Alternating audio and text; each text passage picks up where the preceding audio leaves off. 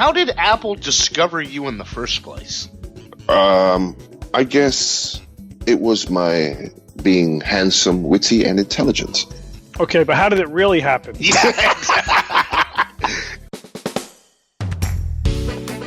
Welcome to iAccessVO with Brian Fischler and Ed Plumacher. Making it happen with VoiceOver accessibility.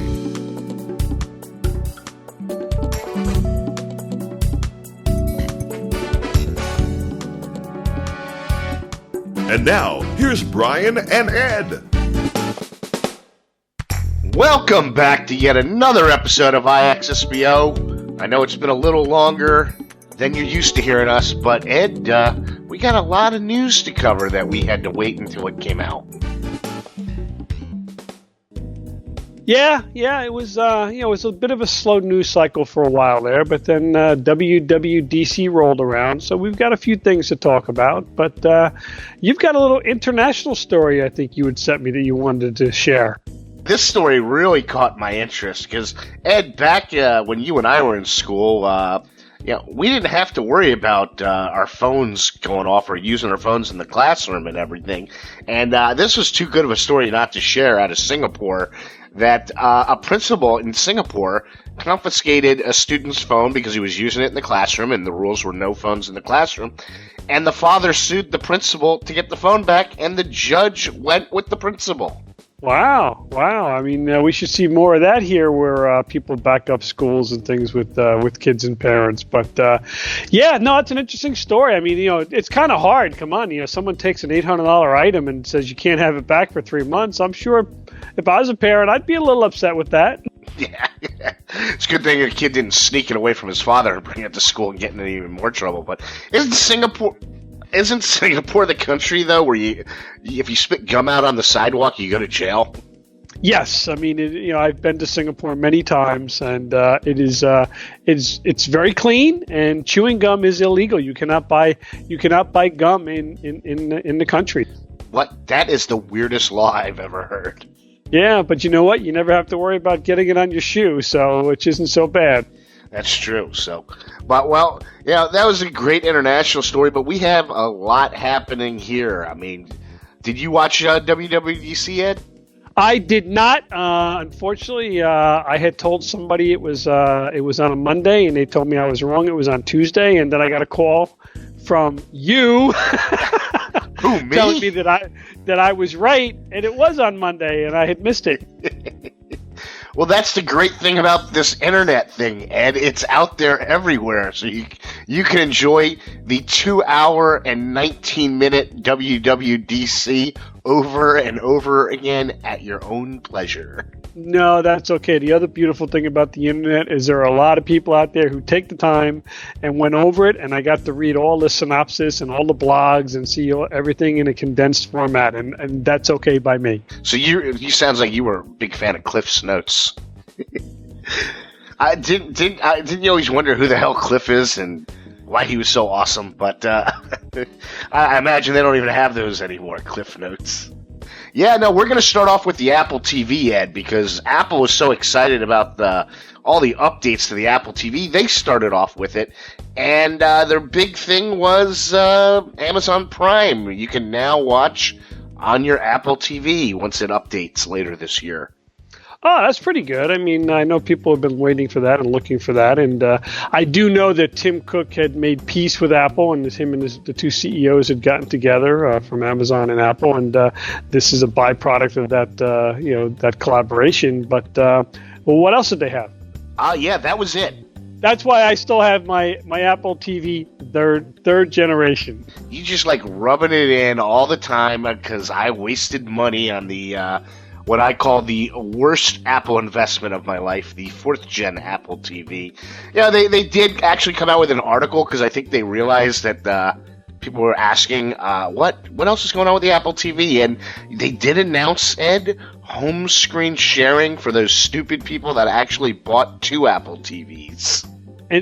And don't they have like a dark mode too? I mean, so there's more than just Amazon Prime. Yeah, but really, come on. It's just like I said, the Apple TV, nothing exciting going on there. Actually, this WWDC overall was not filled with a lot of excitement. I mean, I normally come out of hearing WWDC, and I'm all excited and can't wait to get those new updates to my phone. Well, this time, there's nothing that really excites me.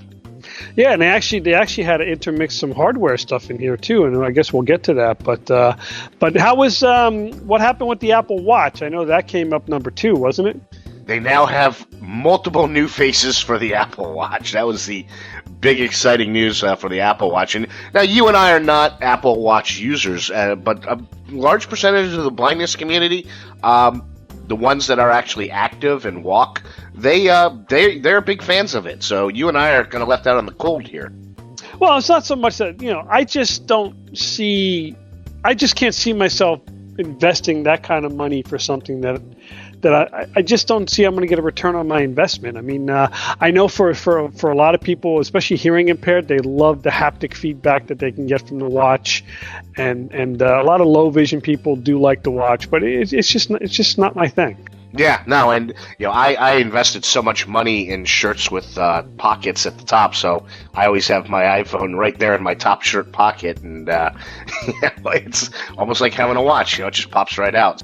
Oh, so I'm the same way. If I need to know the time, I can just reach over and just push in the home button and bang, the voice comes out, either tells me a time or it comes through my Bluetooth headset, one or the other. Yeah, and I'm always got a headset on or something. But yeah, I just haven't found a need for the watch. But even when I was able to see, I never wore a watch. So until that watch becomes self-sufficient and doesn't have to tie into the iPhone. I don't know if it ever will, but that's what I'm waiting for, to really have something that runs on its own. Yeah, I do know that, for those people who are the gym rats that may be among us, I do know that there's a lot of interface now with a lot of the gym equipment and things like that. And I know if you're a triathlete, there's some benefits to the watch there as well. But neither one of those are going to be knocking your or my door down. No, I can't see me getting on a surfboard anytime soon and pairing my watch up to my surfboard to find how tall the waves are. I mean, that's all pretty cool. It's just not something that I would find very useful, because I did try and surf once. Where'd you get surfing out of triathlete? I didn't even talk about surfing. No, I unlike you, I watched the whole thing, WWDC. So that was one of the things they talked about was Bluetooth and pairing to other devices and glucose monitors and all kinds of different things. And the most interesting one to me was surfboard, which was more interesting than this whole little diatribe here. Okay, all right, that works. Ed, I know you're really excited because we got a new 10.5-inch iPad coming. You'll be the first one in line to get that, won't you? Oh boy, will I! I guess we've gone from the lunch tray to the snack tray on the with the 10.5-inch. So Apple now has four different sizes of iPads. They've got they got the 12.9-inch, the 10.5-inch, the 9.7-inch, and the iPad Mini is still being sold and still being produced. So it's hanging in there. I have an iPad Mini, and I couldn't tell you the last time it was actually turned on. I just do everything on the iPhone. I love it, and I have the iPad Mini for times where I need to stream audio from another device. I got to tell you, I have the iPad. I do use it. I use it more for work. I use it, with the ability to use Word documents and use a stylus to mark up my documents as I'm assessing people or working with them on for training and things. I can easily mark off tasks that they've accomplished and things like that. It's good record keeping. But that's it. That's all I use it for. Yeah. So you're using a stylus with the iPad? Yes. If you have a stylus and you have Microsoft Word, I have a 365 account, so I have it there, and you can go in, you can turn on the pen, and then I can just put check marks next to different things with stylus. It's a great way for me to keep track of what's done, and I can just scribble on a date or a number or something like that. Ah, that's pretty cool. Maybe there will be an Apple Pencil in your future. Only if I got a new iPad Pro. Actually, I thought I might have seen. Is it possible that they're selling the Apple Pencils for as little as $19.95? No, I thought they were $99. Okay, then that was something else I saw. Disregard that. But yeah, no, I wonder. Unfortunately, the handwriting mode. When it first came out, I was real excited about it, and I tried playing around. It just wasn't very accurate and intuitive and everything. And I thought that fortunately, for me, I was able to see, so I thought that handwriting mode might be something that was really quicker than typing, but unfortunately, it never turned out that way. Oh, okay, yeah. Well, when I use that, I use the handwriting mode when for numbers when I don't want people to hear my passcode. If I restart my phone, when you restart it, you have to enter in your passcode initially. So I just go to handwriting mode and I can just draw the numbers, and you get clicks as opposed to touching the number and having everybody hear it. Yeah, and it didn't sound like they're coming out with the Mini. Hasn't been updated in a while for the iPads, has it? No, it hasn't. I mean, I think it does have the. I think it's still being produced with the A8 chip, so I'm not even sure. Okay.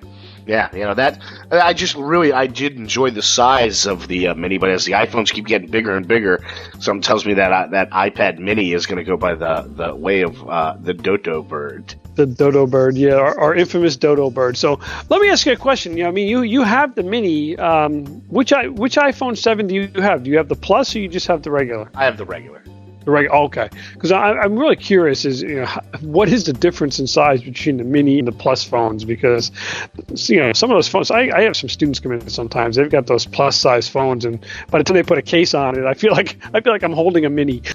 We get a lot of information at WWDC, but the part of the program that I really always look forward to is iOS, and iOS 11. We're gonna be at iOS 15 pretty soon, Ed. Well, not for another 4 years, but yeah, I mean, what point do you stop that? I mean, I guess if Super Bowl can keep going over 50 and advancing, I guess we'll do the same thing with iOS. Yeah, it's just pretty crazy, But one thing that they one new feature that's coming to iOS, which I thought was kind of cool, was when you delete an app, you lose all your data. Well, not anymore. No, but I think that some of that's happening now, though, isn't it? Because I had a situation recently where I had deleted the Dropbox app and then reinstalled it, and the minute I reinstalled it, everything was there. My settings were there still, and I didn't have to change anything. No, I think I don't think that's not that, because everything was in your Dropbox. So that's not stuff you're going to lose. This is, for example, say you deleted Downcast, and you wanted to keep all the podcast info and your settings and everything. You'd be able to save those settings instead of having to start all over in case you ever wanted to reinstall Downcast again. Now, where is that being saved to? Is it being saved to my phone, or is it being saved to the iCloud? It's being saved to your phone, so it will still take up space on your phone, but I guess if the app takes up a lot of space or something, I just thought this was a really cool feature, because sometimes I'm like, oh, I wish this happened once before, and I was like, oh, I wish I could save my settings, and it was just something that caught my interest, was delete the app, but don't lose the information. Okay, well, that could be a good feature. A great feature, though. This is something that is really going to help with those people who are iPad users and are looking to use an iPad instead of a desktop or a laptop. Is the new file system where you can actually create file structures on the iPad, similar to having that of a PC, where you can have a tree view and have have your directories and your folders and your subfolders and your files. I mean, to me, that's the big game changer. Yeah, no, that's. I'm interested in seeing that new file structure, but Ed, believe it or not, I have a lot of friends, and sometimes they come over and they want to know my Wi-Fi password because they want to get on the Wi-Fi, and I've got to go to my computer and look up my 16-digit code because I do not have it memorized. That's going to go by the wayside as of iOS 11, because you're going to have this. I thought this was another feature that I thought was pretty cool, that you could just quickly allow somebody with one touch of a button to get onto your Wi-Fi network. Yeah, that's great. I mean, I guess you have to do something similar to, was it AirDrop or something, where you would send it to them or make it available to them? I have no clue how it works, but I'm assuming that's the way that that it will be. Believe it or not, Apple did not run these things by me before, but no. That sounds exactly how it probably works.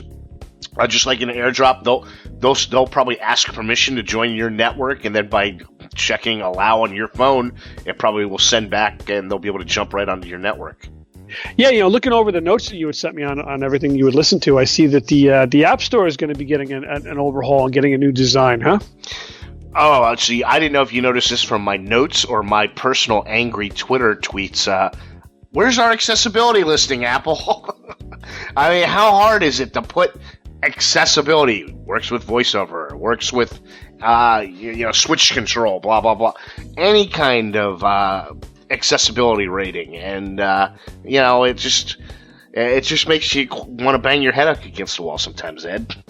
Yeah, I don't understand. There's no reason at this point, if you're in the game and you talk about it and you want to promote it and everything else like that, have a category that says accessibility. And if you don't want to have accessibility, let us do A11Y, the same thing. And just so we can easily go in there and do a search and just have all the accessible apps that are designed for us to be listed. And then have subcategories for blindness, for hearing impairment, for dexterity issues, mobility, things like that, and let's work on it. Yeah.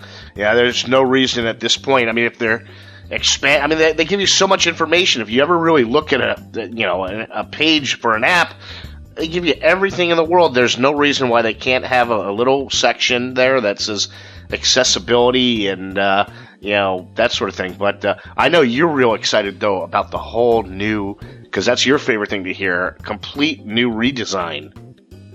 Yeah, I love redesigns.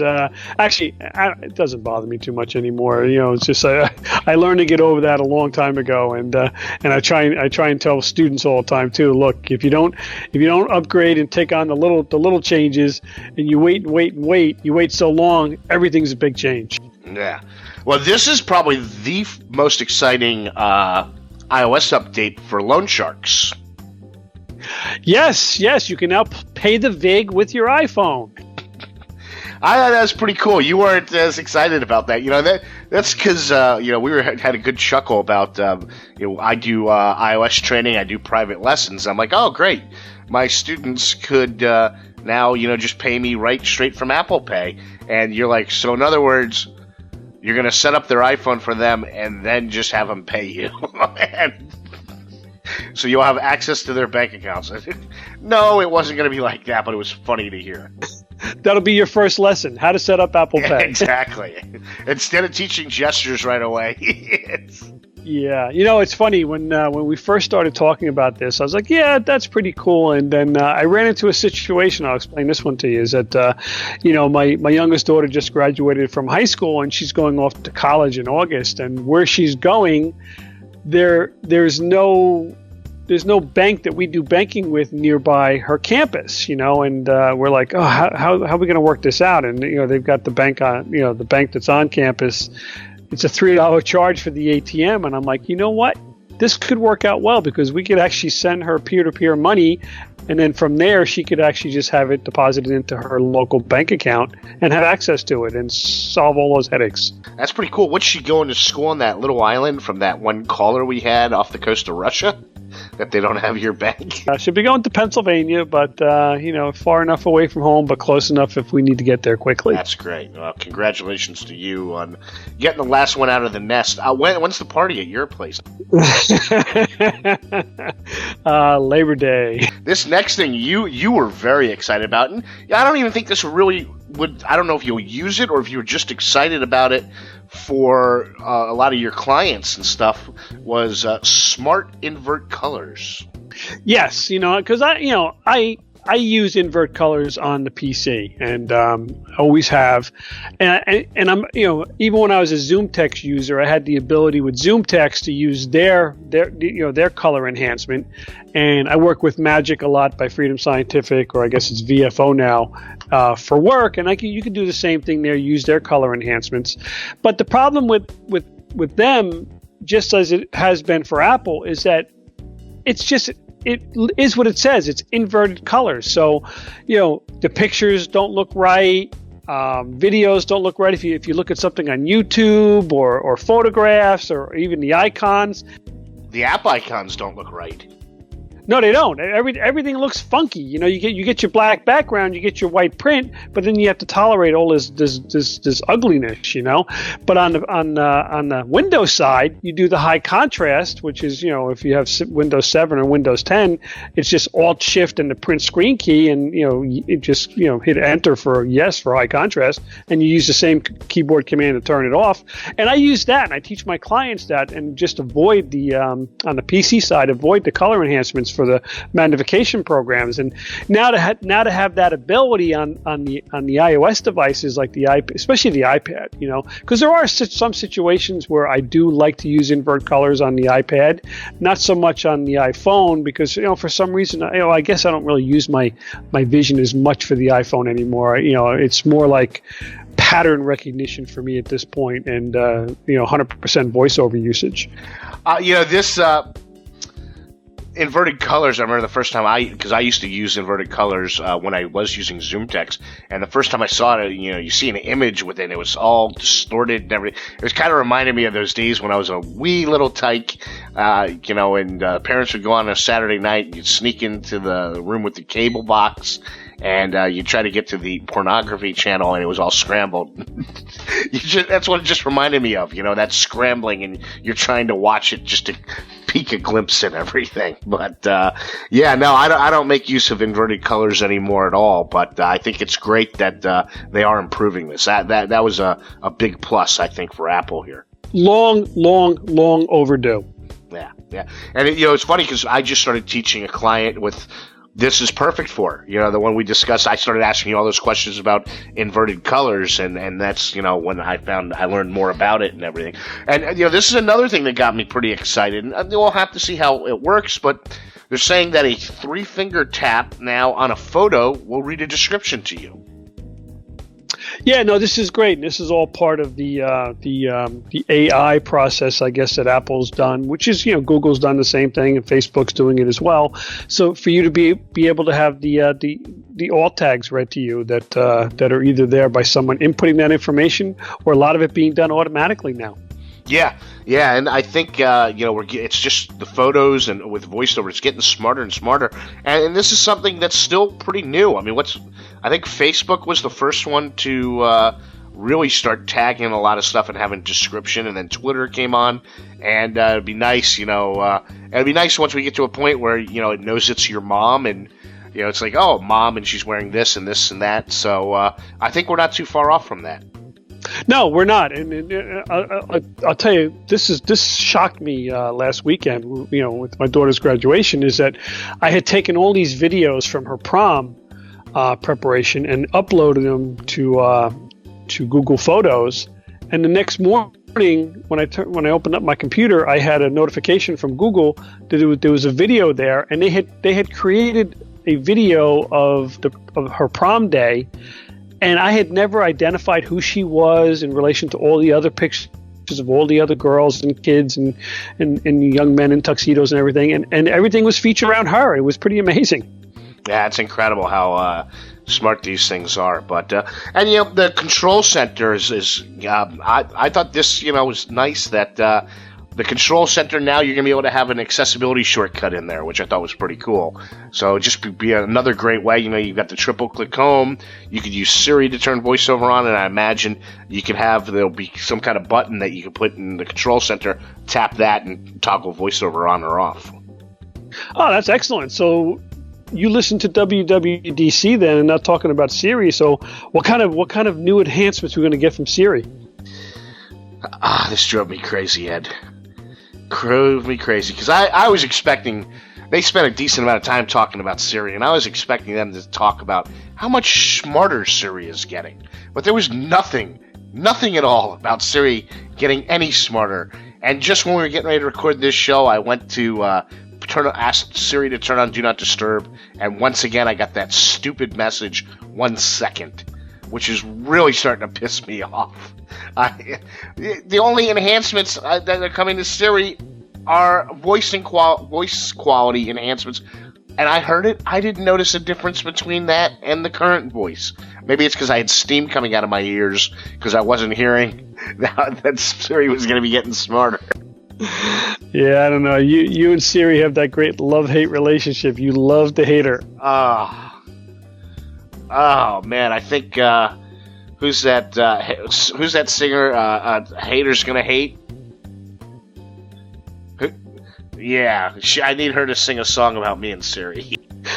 Yeah, Siri will come along, but I don't think we can deny that VoiceOver is a great feature and a great enhancement, and it really has given us the ability and the tools to do the things that we need to do, that we want to do, and to help enhance our lives. And you and I we're both instructors, and we both teach people assistive technology. And we both worked with the same student at one point where I did the iOS work, and then I realized that he had really extensive Mac needs, more than I was going to be able to provide for him. And I had asked you to work with him and teach him.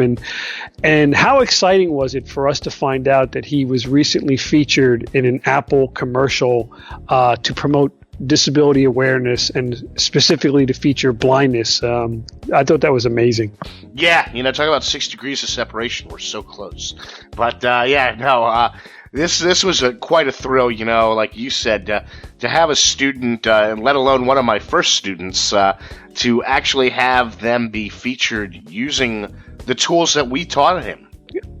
Kudos to Patrick, because he really put the time in, and we both know, and we both tell our students all the time, there's no silver bullet, there's no quick fix, and I can spend time with you and work with you, 2 hours, one day a week, or 2 hours, 2 days, or 3 days a week. But if you go home and you don't work with this on your own, you'll drag that training process out for just an extended period of time, because you're just forgetting the things, and you're not integrating them into your daily life and incorporating them into what your daily routines. And until you do that, you're not going to get proficient. And kudos to Patrick, because he did just that. He had a goal, he had a dream, and now he's living it. Now he's working for a record company. He's hosting a radio program. He's editing all kinds of libraries for audio, including iAccessVO, and he's actually producing a lot of what we do, and it's pretty amazing. But no, it's great when you have a student that came in really, not knowing much. I mean, he was good with technology, but when you see a student go out and use the tools that you've passed on to them and just flourish and spread your wings, Patrick, spread your wings. Oh yeah, I mean there are things now he's taught me. I mean I've called him up, and he's always got a tip or trick that sometimes I haven't heard of. I'm like, oh, that's pretty cool. Yeah. So we could talk about him for a long time, but Ed, don't you think it'd be great to let Patrick talk about himself? Let's do that. Let's bring him on. Now we're very proud to welcome in our third wheel, Ed, a guy who's now becoming infamous, Patrick Lafayette, our editor. How you doing today, Patrick? Infamous. Wait up, I'm looking up the word, please. Infamous. Patrick the Volcano Lafayette. Now, Ed, I was always told it was Lafayette, but I'm learning from a little video that it's Lafayette. It's great, man. It's always good to hang out with nobility. Well, I guess that would make me the court jester, Ed. What are you? I'm muted. You're muted? That was a long mute. Do the folks really know how we got this podcast started, though? I mean, why don't you tell them, Brian? I mean, somebody should know. I believe there was a lot of drugs and alcohol involved, and we said, let's make $1 million and do a podcast, which shows how stupid we are, because podcasts never make any money. Not on the indie side, anyway. Not too often. No. It was an investment. Even if it didn't make any money, it was an investment and a lot of time. I remember when you guys first started that office in Manhattan with a lot of background sound. A lot of hammering. A lot of hammering going on there. Yeah, we also had the 25-foot ceiling, so we had that. We didn't have to put any reverb into the audio because it was natural. But it's been a progression. We're still on Skype, in case the folks don't really know. So sometimes that's why we have the dip in the quality and stuff like that. But, I thought it was because we had you on. Well, partly. I'm sleeping on it, But we're going to be moving to another level. We should tell them that where the quality will be a little bit more appealing to the listening ear. Yeah, well, one thing when Ed and I started it, and we had agreed on, we didn't even know the format of the show, but the one thing we definitely agreed on was for a blind community, the podcast, it needed to sound really good. And, the sound, we think we sound pretty decent, but there's always room to improve. And I think that's the one thing that we definitely agreed on in the beginning, Ed, was that it has to sound excellent. Yeah, so audio quality is important because, there are some podcasts that I would listen to and the content was good, but it was a struggle to get through the entire episode. And don't get me wrong, you can, if you have great content, you can have mediocre quality of audio, but you really do need to step up your game if you really want to have a broader audience. Yeah, no, and we have horrible content, but we have great audio. Well, that has to do with the hosts. No, I think it comes down to the research staff because they're the ones that put in all the hours behind the scenes and everything. There are a couple of things I really do appreciate, though. The element of adding other interesting people into the mix. John has been quite a very interesting addition to the mix. And he's a real third wheel, I think. Yeah, unfortunately for this podcast, we couldn't get a good guest. I noticed. So we decided to scrape the bottom of the barrel, That's the best way to do it, The stone that the builder refused. Yeah. But I must tell you guys, I know you guys didn't see it until I banged you over the head and held you at gunpoint to let you know, watch the video. And you finally did. That was the Apple presentation for Global Accessibility Day. And I hope you enjoyed it. It was great. Now let's backtrack a little to let the listeners know. How did Apple discover you in the first place? I guess it was my being handsome, witty, and intelligent. Okay, but how did it really happen? Yeah. Look at Ed beating me to the punch. The great thing about Apple, they're thorough in just about everything that they do. They're really professional. I give them that, the height of professionalism. I think they hired headhunters to find the folks to do the presentations. I think there's 7 of us, 7 video presentation for Global Accessibility Day. I had recently applied for the Holman Prize for Blind Ambition, and I did like a 90-second pitch for that. I'm figuring maybe that could have been one of the stuff that I did. But over the years, I guess they've tracked all the things that I did, the world of disability and the stuff that I've done to contribute. And another thing they told me was they did their research. What I'm hearing, Patrick, is it's not just the NSA that's tracking everything we do. Apple's tracking everything we do. There you go. They got some good researchers to go out and headhunt. The communication was a little bit scratch-headed for me in that it was done on Facebook and Messenger. Person just reached out to me, and I thought it was a hoax. They didn't identify who they were. It was just a person. And they were sort of persistent in the approach. And I said, okay, let me give them the time of day because they seem legit in what they were saying. And they also gave a number for me to communicate with. And when I did, they invited me to participate in a documentary exercise. I was informed. That's all I got. A documentary. Now, they didn't ask you for your Apple ID or password, did they? Nothing. So when they did not ask you for a credit card, you knew it must be legit? It must have been legit. Yeah. So I said, oh, okay, and I was introduced to some very, very interesting and considerate people. They were very, very considerate of my condition and my circumstance, my environment, and then they just bombarded me, bum rushed me. I had about 25 people in my apartments. Wow. I'll Lights, tell you. camera, action. But it wasn't too true. They were great guys, man. They were great, great guys. The folks that I had to interact with. And I guess it turned out in the final product, because nothing was scripted. And we were all just, vibing and having an interesting time.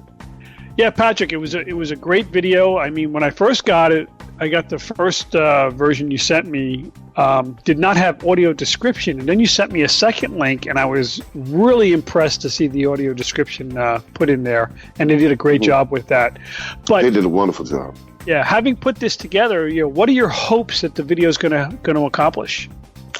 For me, personally, my ambition is so great. When the World Health Organization says up to 15% of your citizenry is disabled, that's a lot. That's a heck of a number. 15%. If you have a disabled person in your household, the economy of that household is greatly dependent, or influenced, I should say, by that disabled person. Would you say so? Yeah, no, I would definitely say so. It is influenced by that person. I thought you were going to say if you have a disabled person in your household, you should probably make them live outside.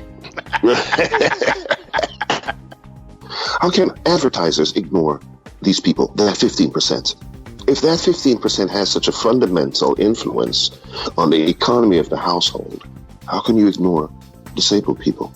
We can be an influence to empower ourselves based on the type of access that we are given.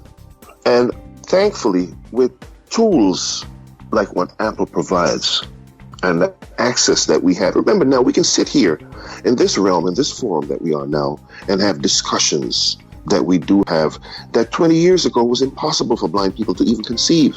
When I went to college, I used the Smith Corolla typewriter. I had to bang, bang, and if I made a mistake, I had to call somebody to ask them, could you correct this for me? I had to take a 4-track recorder to class and record the whole class, then go home and listen to the whole class again and take Braille notes because I couldn't use a Braille writer to bang, bang, bang in class. So with the advent of the technology that we now possess, we have the ability to pursue our ambitions, our aspirations on a different level. For me, for example, my creative level as a musician, as a producer of audio stuff, the level of flexibility and maneuverability that I can do with sounds independently through things like Logic or Pro Tools or whatever the digital audio workstation might be, at least I have access. Well, access is key. I mean, access is key, and Apple has done a fantastic job with making things very accessible these days. I'm going to be a tad self-indulgent because in the video we do see you working with Logic. Were you editing iAccessVO in the video? Is that what you were editing there? Well, I want to tell you, I have been doing a lot of the work for iAccessVO in Logic. It makes life much easier. Oh, by Jove, it does, yes. To individually do things, independently access things, and have the ability to know what the heck you're doing, without having to knock on the door and say, excuse me, can you lend me your eyeball? Well, thank God for FaceTime. Thank God for Be My Eyes and other such tools. But what if you just by your lonesome, the level of independence. There is one of the videos that Apple did. I need to have it described for me. I must apologize. But I think there was a young, a little girl who had a speech problem where VoiceOver was her voice. And I said, wow, that's incredible.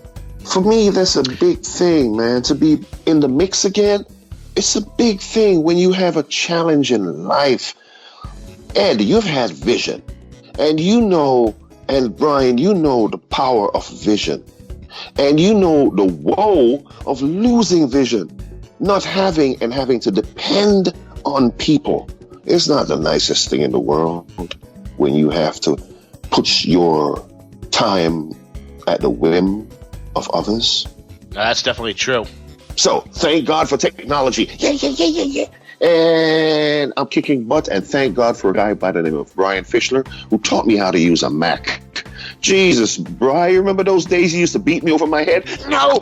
Brian used to say to me, Commando. I'm saying, why is he telling me not to wear underwear? Commando, I said, Commando. That's a good one. I like that, Commando. But thank God for a gentleman by the name of Ed Plumacher. I remember when this guy, Ed, called me up too, man. He said, I want you to come in for an appointment. I said, great.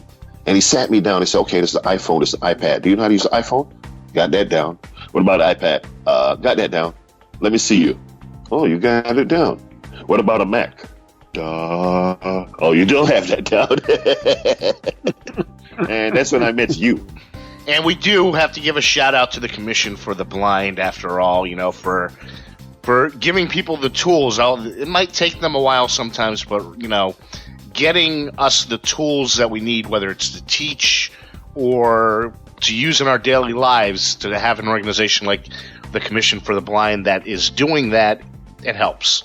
I'll take the time out to give a shout out to Linda Irving. That's my counselor. Big up, Lynn. I love Linda, man. She hooked us up. So it took a while. She did a lot of fight for me. And time, sometimes you just have to be patient in life with things. And I was patient. I worked hard at it. I got good training and from good people who took time to invest time in me. And Ed, again, the fact that I have this forum, I'm taking the time to tell you thank you, man, very, very much. And it's my pleasure. Patrick. No, really, man. Brian, oh, man, I love you, man. You were so patient with me. Oh, my God. I was a blockhead. I was a blockhead. But patience is a virtue, and you were very patient. I appreciate that. And look at what we've unleashed on the world, Ed. We have to ask, Patrick, how has your life changed since the video went viral, now that you're Mr. Big Time walking down the streets of New York and Jamaica? A lot of people have been calling me about certain tools, most especially TapTapC. That's what I used in the video during the process of preparing a meal. They provided me like 2 different onions, and I had to discover which was the red and which was the white onion. There were a few cans of stuff, a few bags of different stuff. I had to just go through and use the tools that I normally use in my daily, everyday, workaday life to prepare my meals and stuff. TapTapC, along with Be My Eyes, and there's a couple of other ones out there. They're all tremendous tools that are out there and great at identifying things. And even CanFB Reader, if you just obviously need to read any kind of documents, is tremendous that this technology is out there and available. It's a game changer, man. It's been a game changer for us as a blind community to have that. I don't know. I hear people sometimes, they beat on the technology and Apple and stuff and say, boy, they're not doing this and they're not doing that and they should do this and they broke that. But it's an evolving process. It's ever evolving. I mean, when did the iPhone start? Ed, do you remember? 2007. Yeah, well, with 3GS was the first one with VoiceOver. I think that was 09. 09 for us. And come on, look how many years that's been. And look where we are today. Yeah, no, it's been an interesting ride, hasn't it, Ed? Yes, it's been an amazing ride. I mean, just listening to Patrick talk about going to college earlier, and not that Patrick is 90 years old. I mean, he's only 75, but he's No, but you talk about seriously, interesting 30 ride. years ago was a big difference. But you talk about yes, interesting absolutely. ride, right? 10 years from now, or maybe less. Interesting ride. Yo, Ed, what you doing later? I don't know. Why don't you come over and check me? Okay. And you drive your Google car, come over. That's an interesting ride. Yeah, you never know. That could happen. It could happen. So let me ask you a question now, though, Brian.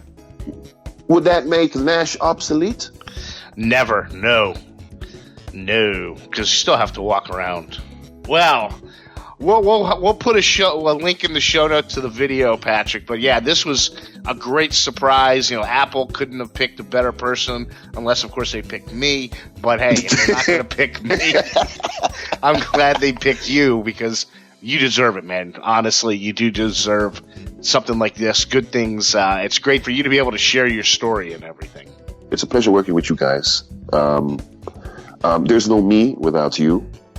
Oh, by the way, Apple wanted to know, and I spoke about this particular podcast and you two gents to them. So I think, if I'm not mistaken, they'll be listening.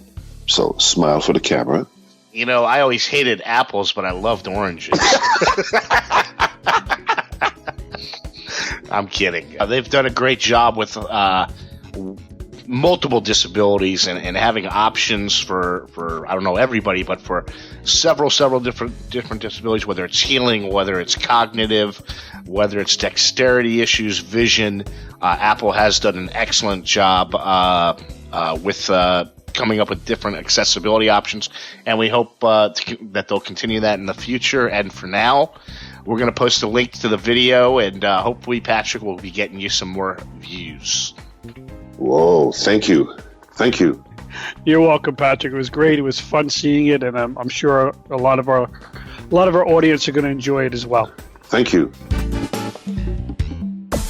You're listening to Brian and Ed on iAccessVO. That was Patrick Lafayette. And I love the way he says it in the video. And Ed, you're going to put a link in the show notes with the video, right? Yes. We will have a link to the to his video from Apple in the show notes, and I'll actually put both of them up there because we have the one that has non-audio described, and then we have the one that has audio description. So it was a great presentation, and congratulations, Patrick, and kudos to you.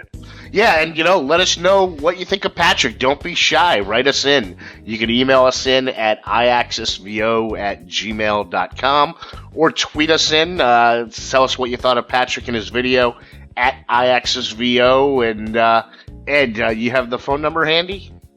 Yes, I do. You can call us in at 732-660-8641 or hit us up on Facebook, and you can do the same as our Twitter feed at iAccessVO. We'll take you to our Facebook page. Yeah, and you can do that on your Mac, where Mac OS got a lot of new things happening over there, Ed. And, it's funny. I'm still waiting for Universal Clipboard to work, which was something I was so excited about. And I've heard from Apple, I've talked to them about this, that it works for some people. Other people it doesn't, and they still can't figure it out. Because I was so excited, with Sierra, that I'd be able to copy things from my Mac and then paste them on my iPhone, and I've just never got it to work. You really? That's that whole part of that continuity feature, right? You just hand off one to the other and just keep going. Doesn't work very reliably over here for me, and I've signed in and out of iCloud on all my devices and back in. And by the way, that's not a fun process, but it's just been very frustrating that and Apple knows that it doesn't work for everyone. All right, well, hopefully they'll get it working for you. I think Siri's conspiring against me and starting to have other parts of the iPhone not work. You just have to hope she doesn't file for divorce. Yeah. But Ed, I'm talking about, you and I have talked how we're wondering what's going on at Apple. There seems to be a lack of creativity, a lack of really just forward thinking. And to hear the name of the new operating system, High Sierra. Yeah, it's like we can't come up with a new name, so let's just add on to the existing one, which is so Apple lately. It's like, let's not come out with a new innovation. Let's just add a small feature. Yeah. I can't wait for the next operating system next year called Low Sierra. Oh gosh, but I know we talked about Mac OS, but there was some talk about hardware upgrades to the Mac as well, weren't there? Oh yeah, but I just glossed over all of it. One thing I was excited, I think I did see, was that it's a long time coming that the Mac Airs may be getting an upgrade, and that to me is still the best laptop I've ever owned. Right, we had thought that was dead for a while, and I think I told you about a story about earlier today. I was very frustrated because I had one of those new MacBook Pros with the Touch Bar on it, and unfortunately, there's no ports on these damn things, And here I am trying to get this set up for a student where he can go from Mac OS to Windows 10, and just trying to get everything installed and work with it and everything else without having the proper ports. And now it doesn't work with the docking station that we originally had spec'd out for the late 2015 edition. It's just all kinds of headaches, and it's just frustrating. Yeah, no, that is, and I still question that how the Macs can be coming out with no USB drives on them. It just makes things much more difficult, and it's really frustrating. I mean, I would consider, I would have to think about it, before buying a computer with no USB slots on it. Yeah, that's a real shocker. Me too. It's like, I know you don't want to have USB ports, fine, but just give me a USB-C port so I can just plug my docking station in. Now I have to figure out how to reconfigure this or get a dongle. The dongle things don't work for me. They get lost, they get frayed. It's just nuts. Yeah, and when you're buying a $3,000 computer or $2,000 computer, I don't want to have to spend an extra $75 on a dongle. Well, let me tell you something. By the time you take a MacBook Pro loaded, and then install all the proper tools on it to have Windows 10, JAWS, and a magnification program, plus OpenBook or Kurzweil, I mean, you're talking a $5,500 to a $6,000 investment, and you're going to give me a $30 dongle? I don't think so. Yeah, no, that's you're very anti-dongle. Although I do like the word dongle, not to be confused with donkey. But hey, there was something that this is the most exciting thing I heard in all of WWDC, because I can't tell you how many times I'm sitting here on my Mac and I'll go to a website and I can't hear the article that I want to read because there's some stupid video playing on the website. And this, in my opinion, was long overdue. Finally, in Safari, it'll be the first web browser to have autoplay blocking. No, that's great, especially if you are reliant on using voice, a screen reader, VoiceOver. I mean, this is awesome because you can't tell what you want to do because the volume is usually louder than the damn screen reader. Yeah, it drives me bonkers, and I've closed websites and I'm like, I don't even bother with it if I can't. Sometimes because of my speaker setup, I can turn the volume down on that and get it to turn down, but other times you can't, and it's just so intrusive. There's videos playing, and unfortunately, there may be controls there, but to find them with VoiceOver, it's just not. It's not something that's easy to do, and I'd say 99% of the time, there's no way with VoiceOver to stop that video from playing. Right. Well, I'm looking forward to this because this is something. Now, this will work on iOS as well. One, or is just strictly for Mac? I've really never noticed that autoplay feature popping up on Safari on the iPhone. Now that you mention it, I think you're right. Yeah. So yeah. I've never noticed. Something. Next time I get one of these things, I'll test it out. I'll try and open it on the iPhone, but we'll have to report back on that and everything. Yeah. Let us know if people can email us in or Twitter us up or something. Let us know if they see that or not. Because now that you mention, but I don't go to a lot of those sites that play those videos unless even if I go to YouTube, you usually have to like double tap on play to get that going. Well, a lot of tech sites they'll do that, and it just drives me bonkers. You go to a tech site and then they'll have a video playing on something else, and it's just a nuisance, It really is a nuisance. But interestingly enough, and this won't be for me, but I did read that the new Mac OS has got a lot of Zoom enhancements, making Zoom much more user friendly. So that's something for you low vision people out there. That's probably going to be pretty exciting for you.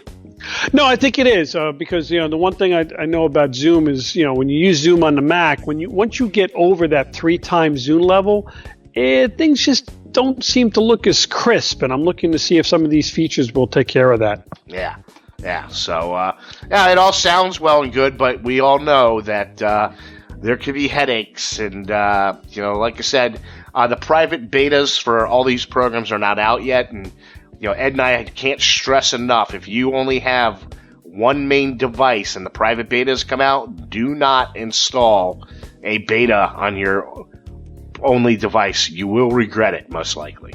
Yeah, if it's your primary must-have, must-use device, you're doing yourself a disservice by putting a beta on there. Use your backup, use your older iPhone or iPad, and work with it. I mean, it's great to have people in the low vision community and the blind community get involved in the beta program, because that's how we learn about a lot of the accessibility issues. But don't do it with your primary device. Yeah. If you're going to do it, be part of the betas when they do come out, probably late June, early July. Only do it if you have a secondary device. Otherwise, you may regret something. But Ed, are you part of the developer beta program? I was last go around. I'm debating if I'll do it this go around. So you're debating about being the master beta tester? I am debating on that. So I have to talk it over with Nash, my guide dog. You know what, Brian? If you get stressed out from all the things we've just spoken about and you really want to sit down and relax and unwind, now you can just go out, get yourself a HomePod, and just relax to some great tunes. Unless you saw the price. Are you kidding me, Apple? Is it more money than my Echo? Just a little. Just a little, Ed. I don't think Santa will be putting one of these in your or my stocking come this December. I know you're not going to get one. The only way you or I will be getting one of these is if Apple becomes an official sponsor of the show and sends us one to review. The demos I've been reading about all day, everybody's talking about having two of them in the room and how they recognize each other and they measure the space and they come up with the optimal sound from each one communicating with one another. And I'm like, wow, that's awesome. And then I did look at the price tag and I'm like, wait a minute. I'm going to spend $750 and put two HomePods in my living room? I don't think so. First off, I thought that this is supposed to be the greatest sounding speaker of all time. If that's the case, why do I need two of them? I'm sorry, but my Echo device sounds fantastic. And I can only listen to it at about level 4, otherwise I'm going to piss off the neighbors. Right. You'll be looking for a new place to live. This thing was the biggest Ego egg that I've ever heard. I mean, remember, 10 years ago, Apple was, only for, people with extra income, and they were kind of an elitist company. This is them going back to their elitist roots. I mean, how you come up with a price plan of $369 for this thing? And, they really didn't go into, I heard it works with reminders, but there was nothing groundbreaking or earth-shattering about what this thing does besides playing music. Yeah, the biggest comparisons I saw was not so much to the Echo devices. They were comparing it to Sonos, and Sonos is great technology and a great sound, and supposedly this is supposed to be so much better. But that's a hefty price tag, my friend. The only problem is it has Siri on it, and we know how Siri doesn't like to recognize me. Well, and that's the other thing. I mean, it's great to have a great speaker, but if you do not make the improvements to the current system, the Siri network, and really introduce it to neural networks and and AI and everything else, it's just not going to compete with Google Home and with the Echo. No, there was nothing exciting about this pod thing that I haven't heard anybody excited about this. All the articles I've read, I haven't seen anybody that's too excited about this product. And well, your diehard audiophiles are excited about it, but there's a price point, and how good is good, and is it worth 2 times or 3 times the price of something compatible? No, and one, it's not going to be here till December, and it just, like I said, this I think Apple's too late. They missed it, with their wishy-washy, we're not going to get into the Home Assistant field and everything. Now we are. I mean, they changed their minds so many times that, they're really late to the game on this one. And, Apple's notorious for taking other people's products and just making them better. Well, at least so far, we won't know until this product actually comes out. I fail to see them doing that with this product. Oh, well, I think what they're doing is they're strictly going after the home consumer market here with this for sound and pricing, and whereas you've got the other ones are positioning themselves more for integrating with appliances and technology and things, with other technologies and stuff. So we'll see how that all plays out. But even Microsoft's getting in the game. I hear they're coming out with a Cortana speaker system. Well, you know what you can't beat, Ed? What's that? A free giveaway. Ooh, that's right. We have our contest winners, which we actually picked before the last show, but didn't get a chance to include them. So I think we should let them know who won. What do you say? Let's do it. Okay. So as promised, we had selected 3 winners from those who had retweeted and our postings for two episodes of iAccessVO on both Facebook and Twitter. And our winners are Mr. Jerry, Alan Hoffman, and David Cleveland. So we will be contacting you and sending you your promo code for your free download of iCatcher, which is the podcast app that we had featured a few episodes ago. Yeah, we really have to give a very special thanks to Joe, the developer of iCatcher, as he's done a great job, just making sure that everything is totally accessible with the app, and for giving us a couple copies to give away. So special shout out to Joe and iCatcher. I love it. It's a fantastic app, and I think our 3 lucky winners, they're really going to love it too, Ed. Yeah, and you know what? And kudos to Joe too, because I think he's the only podcast player out there I know of that's doing 1.75 times speed for listening to podcasts. And to me, that seems to be just the right speed, because 1.5 is too slow, 2.0 often too fast. 1.75 fits right in. Yeah. I mean, that 1.75 is exactly where I'm listening to it at. I really do enjoy that speed. And, a little kudos to us, Ed, because Joe did tell me in an email exchange after coming on our show, he did notice a little bit of a bump in sales right away. So I think some iAccessVO listeners jumped right on it and went out and bought their own versions of iCatcher. Oh no, it's awesome, and even though we've got some promotional giveaways here, it's still a reasonable priced podcatcher. So I think if anybody wants to use it, it's fully accessible, and I don't think you'd be disappointed. No, it's fantastic. Well, this was a long one, Ed, because there's just so much great information. Is this number 44? Nope. This is number 43, my friend. It seems like 44, but because it's been going on forever. 43 and a half. Behind the scenes, we've been trying to record this for a week, but it's always something, man. It's always something. But you know what, Ed? For now, we are out. You have been listening to iAccessVO. If you wish to get in contact with Brian or Ed at iAccessVO, call 732-660-8641 or visit our website, www.iAccessVO.com, or email us at iAccessVO@gmail.com. Follow us on Twitter and like us on Facebook at iAccessVO. This is iAccessVO, and I'm your producer, Patrick Lafayette. Thank you for listening.